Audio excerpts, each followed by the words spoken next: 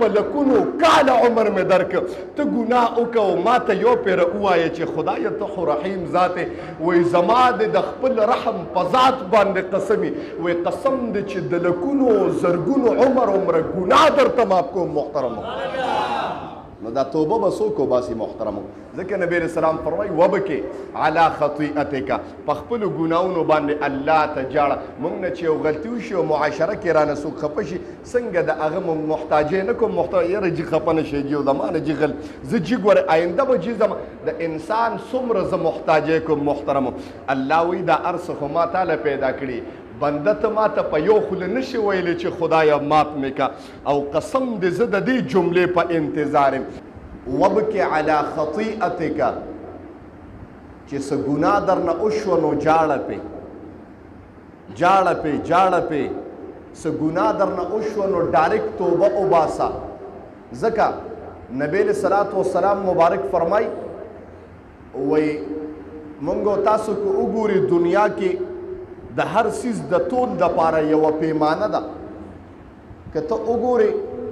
چې امونه تلې او که سیوان تلې یو تله ده په هغې باندې پته لګېږي چې دا کیلو دی او که 2 کیلو دی په ټینکۍ کې اوبه اچې یا پټرول اچې د هغې دپاره یو ګیج مقرر دی د هر څه د تول دپاره یو ګیج او یو پیمانه ده زما پیغمبر جمله وفرمایله چې مؤمنه ستا د ایمان دپاره یو پیمانه ده ته به خپل ایمان څنګه معلومې چې ما کې ایمان شته که نه نو ستا د ایمان دپاره زما پیغمبر یو ګیج ویلی دی د هغې نه به تا ته پته لګي چې آیا ما کې ایمان شته که بې ایمانه ګرځم ورنه کلمه خو به منافقانو ویله د امام الانبیا په زمانه کې کافران چې د نبی علیه السلام در کې به ناستو کلمه به یې ویله خو او کافران او منافقان نو تاسو ته وایم ته به ووایې یاره جي ما خو کلمه ویلې ده نو اوس تا ته به څنګه پته لګېږي چې دا کلمه په حقیقت کې زما په زړه کې شته که نه آیا دا ایمان په حقیقت کې ما کې شته که نه اسلام په حقیقت کې ما کې شته که نه لکه د پخوانۍ زمانې کافرانو منافقانو په شانتې کلمه وایم پخوانۍ زمانې د کافرانو غوندې په خوله باندې الله الله وایم زړه مې د بغض نه ډک دی زړه مې د کفر نه ډک دی زړه مې د منافقت نه ډک دی زړه مې د دروغو نه ډک دی زړه مې د ګناهونو نه تور دی تا ته به څنګه پته لګېږي زما پیغمبر یو پیمانه وویله ای امتي ای محمدي ته چې وایې چې ایمان معلومومه د هغې دپاره ما یو پیمانه ویلې ده هغه پیمانه د زبان نبوت نه تاسو ته وایم د لسان نبوت نه تاسو ته وایم د شیرین زبان د امام الانبیا نه تاسو ته وایم د خپل ګیډې نه تاسو ته نه وایم د خپل کتاب نه تاسو ته نه وایم د عام کتاب نه تاسو ته نه وایم د جناب محمد رسول الله د خولې نه تاسو ته وایم محترمو توجه شته دې جملې ته چې ایمان به څنګه معلومې توجه شته اوس جمله وایم زما پیغمبر جمله وفرمایله ای مؤمنه وګوره چې کله تا یوه نیکي وکړه یو ګناه دې وکړه یوه ګناه دې وکړه او هغې ته خفه کړې توجه شته دې جملې ته یوه ګناه دې وکړه او هغې ستا زړه خفه کړه چې دا مې څه وکړه او یوه نیکي دې وکړه او زړه درله خوشحاله که نو زما پیغمبر جمله وفرمایله فانت مؤمن بس مؤمن شو اکثر سبحان الله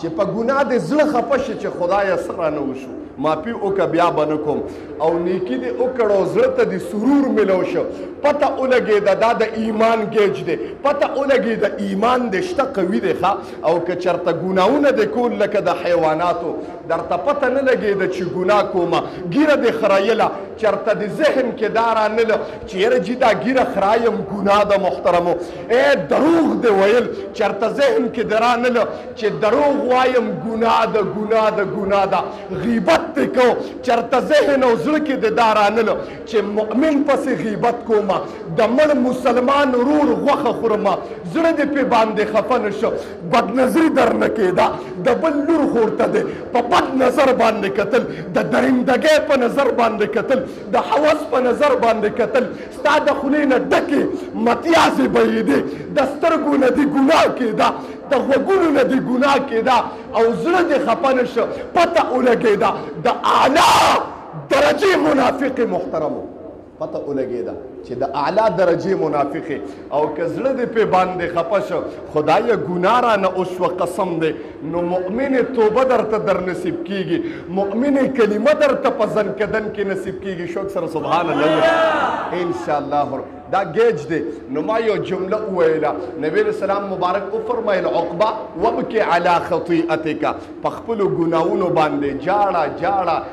د چا نه ګناه نه کېږي محترمو داسې څوک شته چې ګناه ترېنه نه کېږي چې ګناه دې وکړه نو ډایرکټ الله ته ووایه خدای کمزور یم او عاجز یم الله ګناهګار یم او خدای ته رحیم ذات او غفور ذات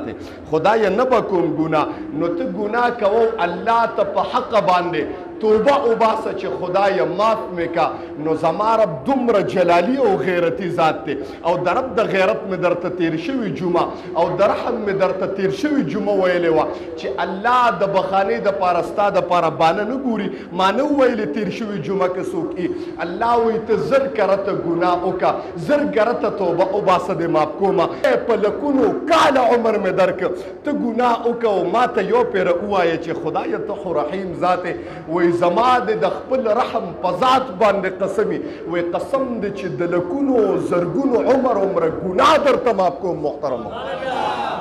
نو دا توبه به څوک وباسي محترمو ځکه نبی علیه السلام فرمایي وبکې علی خطیئتک په خپلو ګناهونو باندې الله ته جاړه موږ نه چې یو غلطي وشي او معاشره کې رانه څوک خفه شي څنګه د هغه محتاجۍ نه کوم یاره جي خفه نه شي جي زما نه جي غل زه جي ګوره آینده به جي زما د انسان څومره زه محتاجۍ کوم محترمو الله وایي دا هر څه خو ما تاله پیدا کړي بنده ته ما ته په یو خوله نشي ویلی چې خدایه مات مې کا او قسم دې زه د دې جملې په انتظار یم انسان چې ګناه وکړي نو ځمکه اواز وکړي خدایه لږ اډر وکړه چې دننه یې کړم په ځان باندې اسمان اواز وکړي خدایه اډر وکړه چې باران پې د کاڼو د اور وکړم فرښتې وایي خدایه خیرې نه کومه زما رب اواز کوي سلو قسم دې مال حیا راځي او زه انتظار یم د مؤمن د توبې په انتظار یم الله ستا د توبې په انتظار دی په انتظار دی خالق ستا په انتظار دی او مالک ستا په انتظار دی چې بنده به یو پیره ووایي چې خدایه بیا به نه کومه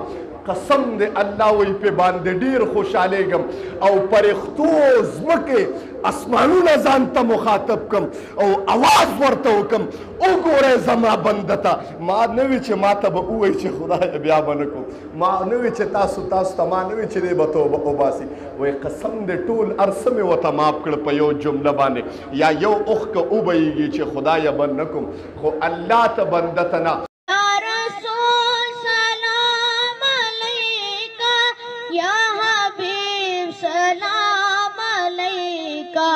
سلام